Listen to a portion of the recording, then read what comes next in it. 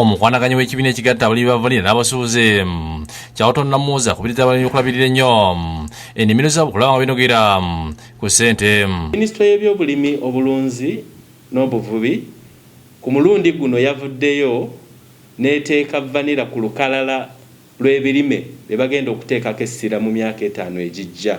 Namuza okwogera bwenkidde minisitule omubeezi w'ebyobulimi agule bagiire wiiki eno okusinziira ku bindi ya ssente analambika ku bbeeyi ya vanilla nga buyimiridde mu nsi yonna. Ebbeeyi eno ekkiro ya vanilla yabadde ng'esinga n'ekkiro ya silver.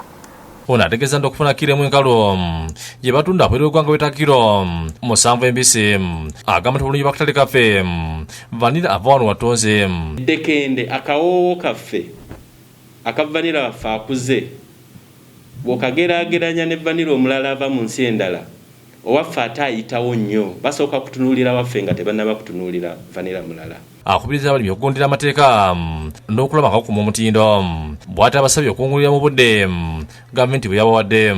Engeri yokka gye tusobola okusigala nga tufuna ku ssente ennungi okusingako abalimi abalala mu nsi endala kwe kulaba nti Uganda eteeka vanilla nga wa mutindo mulungi nnyo.